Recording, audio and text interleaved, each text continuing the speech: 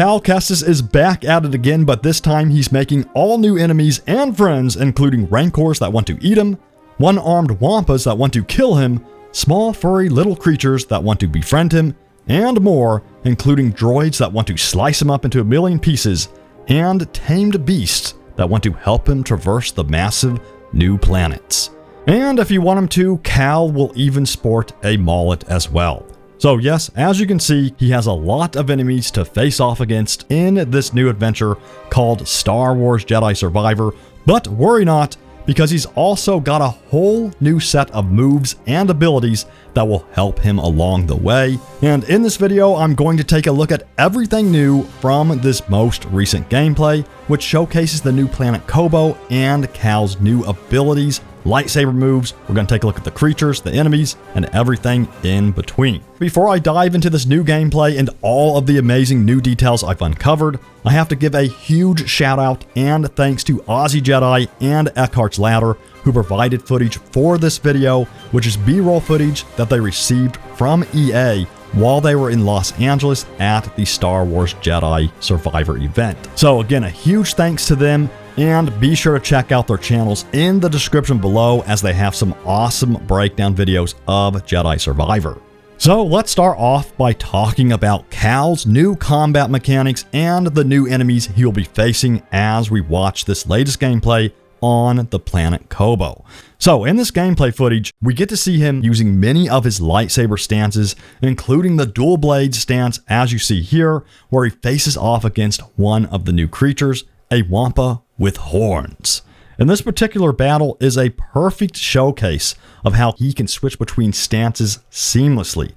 In this case, he switches from dual blades to single blade and actually dismembers the wampa. Man, these wampas just can't catch a break, can they?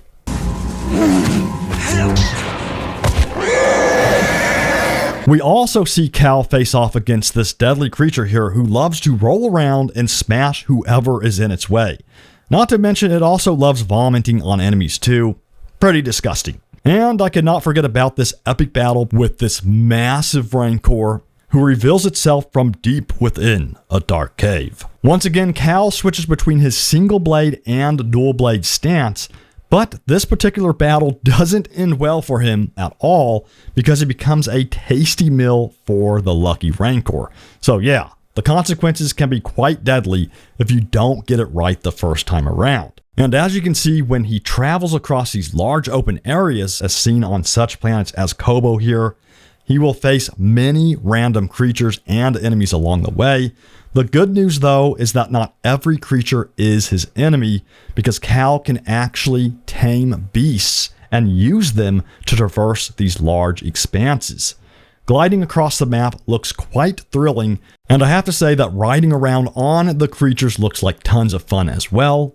But if you need to get from point A to point B a little quicker, you can use fast travel as well. So this is a cool new feature that's been added to the game, something that fans have been wanting since the first game. Also, just take a moment to look at how massive this section of Koboh is.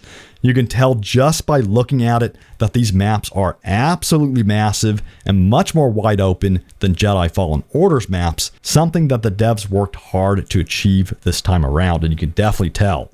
And while the creature battles in this game are an awesome spectacle indeed, even the one-on-one battles with enemies like the commando droids look quite thrilling as well, demanding precise timing and parrying as the commando droid desperately tries to slice and dice Cal into a million pieces.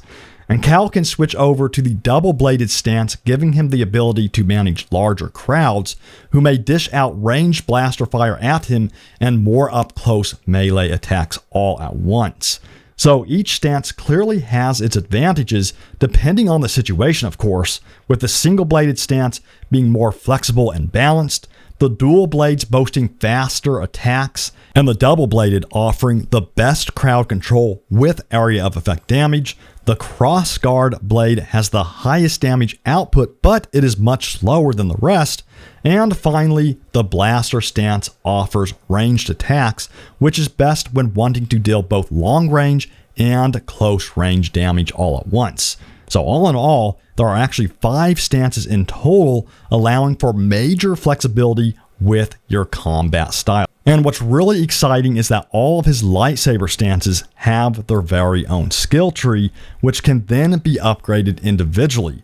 Therefore, you can focus all of your skill points on your favorite stances if you want to. So if you like the dual-bladed option the best, you might want to save your skill points up for that particular stance. You can also change the look of your lightsaber, of course, as well, just like the first game, but there are so many more additional parts and customization options here compared to the first game. Very impressive stuff indeed. And speaking of customization options, yes, you can pretty much change the look of Cal completely, including his hair, facial hair, and of course clothing, which goes far beyond the poncho look from Jedi Fallen Order. So if you want to rock a mullet while taking down droids, boom, your wish has been granted. Just head over to Doma at the Outpost to get the look that you want, and then head out on your missions. And the Outpost is where all the fun happens. This is where Cal can upgrade his lightsaber using the workbench, change clothing, change his appearance, check out the farm to plant seeds he has collected, and even visit Grease's cantina to listen to some tunes on the jukebox. So tons of stuff to do at the Outpost. And the Outpost and cantina sections of the game appear to be kind of like a home away from home, similar to the Mantis ship where Cal can have some downtime, walk around, enjoy the sights and sounds, and just take everything in. You'll also run into NPCs along the way as well, such as Ash Javi and DDEC, as you see here, who can then be recruited to join your team. How cool is that? And other people wandering around the Outpost and map will give you hints on what to do next and give you side quests as well, something that I'm definitely excited to experience and play for sure. So all of these additional features and gameplay elements at the Outpost and spread across the map should really add a lot of replayability to the game, as you'll want to go back to these sections, explore these side quests, talk to the NPCs, and do all of these additional activities. There is so much more I want to talk about with Star Wars Jedi Survivor, so I'm planning on doing more videos, and if you want to keep up to date on all of the upcoming coverage, smash that like button and subscribe for more Star Wars Jedi Survivor content. I'm super excited for this game, as you can tell. Again, there's so much stuff to dissect from this most recent gameplay. I'm sure we're going to get a lot more gameplay as we near its release, which is scheduled for April 28th for the Xbox Series X, PlayStation 5, and PC. Thanks for watching. As always, I'll see you all in the next video, and may the Force be with you always.